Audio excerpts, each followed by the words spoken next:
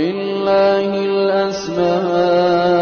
الحسنى فادعوه بها وذروا الذين يلحدون في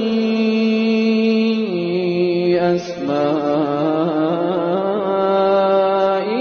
سيجزون ما كانوا يعملون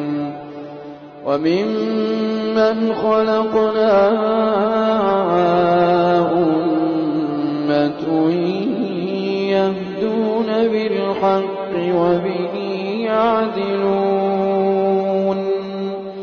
وممن خلقنا أمة يهدون بالحق وبه يعدلون